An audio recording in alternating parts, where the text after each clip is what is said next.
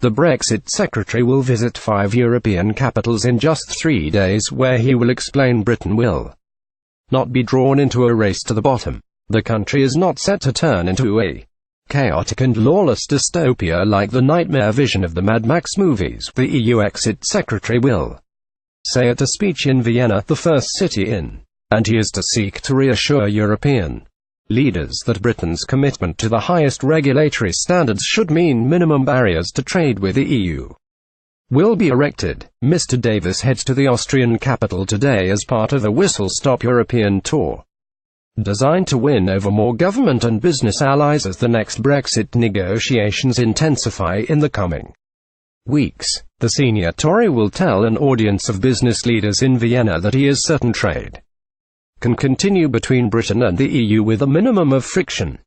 We will continue our track record of meeting high standards after we leave the European Union, Mr. Davis is expected to say.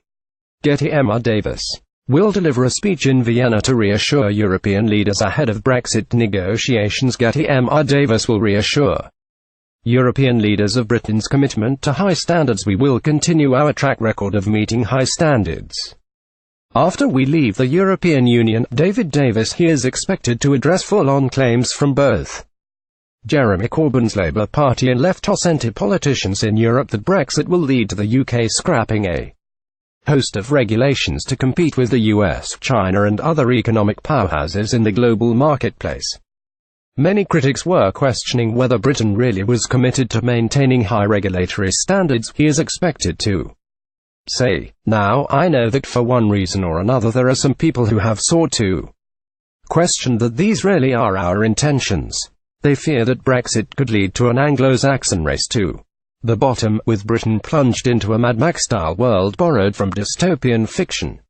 These fears about a race to the bottom are based on nothing, not history, not intention, nor interest."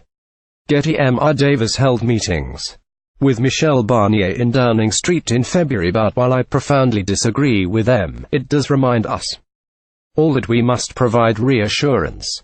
And that's why it's a message delivered by every member of Britain's government as we meet our European counterparts.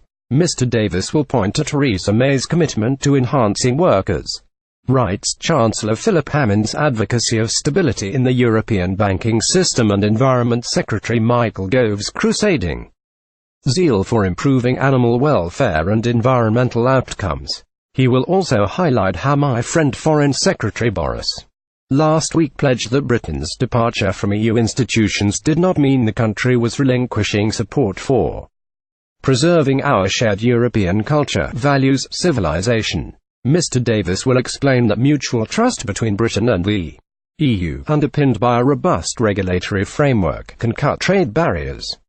Boris Johnson said Brexit did not mean relinquishing our support for shared European culture. He is expected to say the agreement we strike will not be about how to build convergence, but what to do when one of us wants to make changes to rules. Neither side should put up unnecessary barriers during this process.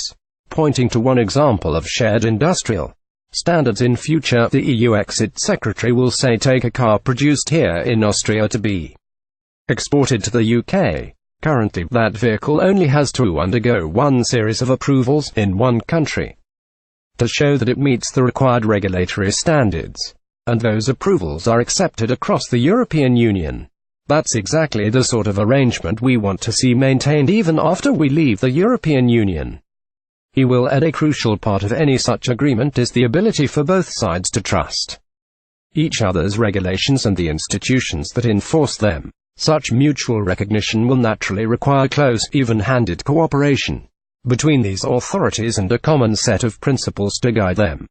And the certainty that Britain's plan, its blueprint for life outside of Europe, is a race to the top in global standards, not a regression from the high standards we have now, can provide the basis of the trust that means that Britain's regulators and institutions can continue to be recognized. This will be a crucial part of ensuring our future economic partnership is as open and trade remains as frictionless as possible. I am certain that it is in the interests of both sides, and because of that, I am certain that we can get this Right. Mr. Davis will also set out the 2 new principles he hopes will underpin the future economic partnership between the UK and EU after Brexit. I'm here to explain not just why we must continue to work together as the closest of partners and friends, but also how we should go about doing it, he will tell his business audience. I believe there are 2 important principles which can help point us in the right direction. The first is Britain's determination to lead a race to the top in global standards. The second is the principle of fair competition, which underpins the best elements of the European economy, and which we must work hard to spread. Meanwhile, Mr. Davis' fellow cabinet Brexiteer Liam Fox will today seek to reassure business leaders about the government's commitment to minimizing trade barriers for Britain's exporters. In a speech to the EEF Manufacturers Association in London, the International Trade Secretary is expected to say, "I know that businesses value certainty and stability above all else. I cannot comment on the negotiations that are still underway. I can, however, tell you that this government opposes erecting barriers to trade where none yet exist, or disrupting the commercial relationships that exist between this country and our continental partners." Monday, February 5, 2018. Michelle Barnier and David Davis head to Downing Street for lunch meeting. He will add, "We want to protect the interests of British manufacturing. We want to maintain your access to markets across Europe and beyond. And we want to ensure that the UK continues to attract the best and brightest talent from across the world. We are a nation of innovators. And as government and industry work together, we can build a brighter and more prosperous future for the UK and the world."